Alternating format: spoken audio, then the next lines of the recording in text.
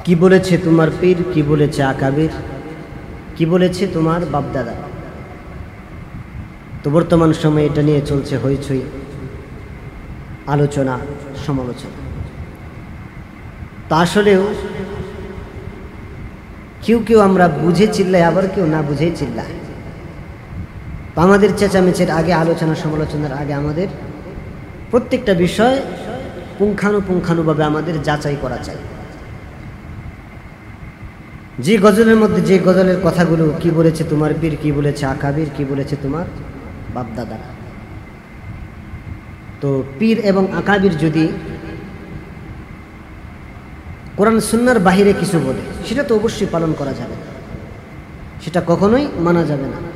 তবে পীর এবং আকাবির যদি কোরআন মোতাবিক, কোরআন সুন্নাহ অনুযায়ী, নবীর আদর্শকে সামনে রেখে, কোরআন সুন্নাহকে সামনে রেখে এরপর কোনো কথা বলেন, এটা আপনার আমার জন্য মানা অত্যন্ত জরুরি।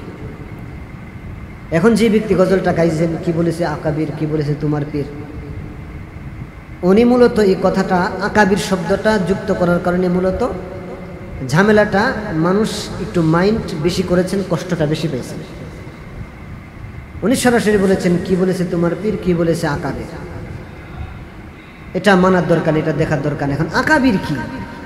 নবী করিম সাল্লাল্লাহু আলাইহি সাল্লামের পরে সাহাবায়ে কেরাম থেকে শুরু করে যারা আমাদের ছেড়ে চলে গেছেন, যে সমস্ত বুজুর্গানে দিন, তাদেরকে আকাবির বলা।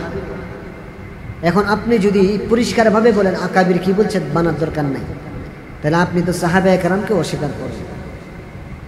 যদি আপনি একবারে সাফ পরিষ্কারভাবে আপনি যদি আকাবির শব্দটাকে আপনি মাইনাস করতে চান, এখান থেকে সাহাবায়ে কেরাম বাদ পড়ে যায়, এখান থেকে তাবেঈনগণ বাদ পড়ে যায়, এখান থেকে তাবেঈনগণ বাদ পড়ে যায়, এখান থেকে এইভাবে মুজতাহিদগণ, ইমামগণ বাদ পড়ে যায়। তাহলে পরিষ্কারভাবে এই কথা বলা যাবে না, একেবারে একতরফাভাবে এই কথা বলা যাবে না যে আকাবিরের কথা মানা যাবে না, পীরের কথা মানা যাবে। পরিষ্কারভাবে এই কথা বলা যাবে। তো আবার তিনি বলছেন যে আকাবির পীর কি বলছে এটা দেখার দরকার নাই। আবার তিনি নিজেই তার দলের নেতার নামে গান গাইতেছেন। এটা তো অত্যন্ত দুঃখজনক।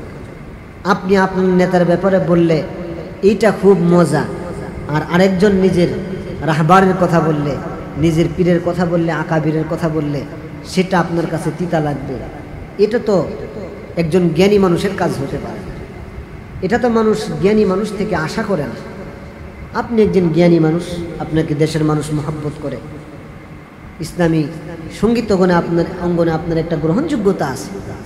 কাজে আপনাকে কথা বলতে হলে তো হুঁশ জ্ঞান রেখে তারপর কথা বলতে হবে। আপনি নিজেই আকাবির পীরের বিরুদ্ধে আপনি গজল গাইলেন পরিষ্কারভাবে, ভণ্ড পীর উল্লেখ করেন নাই, সেখানে আপনি মানে সরাসরি আপনি আকাবির বাদ দিয়ে দিলেন, পীর বাদ দিয়ে দিলেন। এভাবে সরাসরি বাদ দিয়ে দিলে তো সাহাবায়ে কেরাম বাদ পড়ে যায়, তাবেঈনগণ বাদ পড়ে যায়। আপনি বাদ দিয়েছেন, বুঝলাম যে আপনি বাদ দিয়েছেন, আপনি মানেন না, যার কারণে আপনি বাদ দিয়েছেন। আপনি নিজেই পীর আকাবির বাদ দিয়া আবার আপনি আপনার দলের নেতার নামে, যে যার লেখনী বইয়ের মধ্যে অধিকাংশ সাহাবী বিদ্বেষী কথা পাওয়া যায়, যার কথাগুলোর মধ্যে অধিকাংশ সাহাবায়ে কেরামদের মধ্যে এমন কথা মানে বলছে যেটা এক সাহাবী আরেক সাহাবীর সাথে দিছে লাগায়।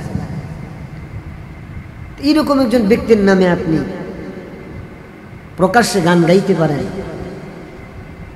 আবার আপনার মুখেই বলেন যে পীর আকাবির মানা যাবে না। আপনি কি বলতেছেন আর কি করতেছেন? কাজে আমাদের সচেতন হওয়া চাই, আমাদের সঠিক জ্ঞানটা থাকা চাই। এই সমস্ত কারণে আমাদের ভিতরে ঝগড়া বিভেদ দূর হচ্ছে না। 2 দিন পরে পরে এক একটা বিষয় নিয়ে খুঁচাখুচি শুরু হয়, এতে আমাদের আর ক্ষতি হচ্ছে।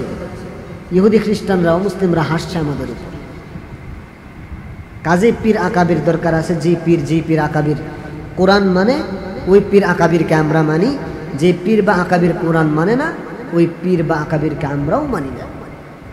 কাজে পরিষ্কারভাবে পীর আকাবির লাগবে না, এটা আপনি বলতে পারবেন না, এটা আপনার বলার অধিকার নেই। আল্লাহ পাক রব্বুল আলামিন আমাদেরকে সহিহ বুঝে দান করুন।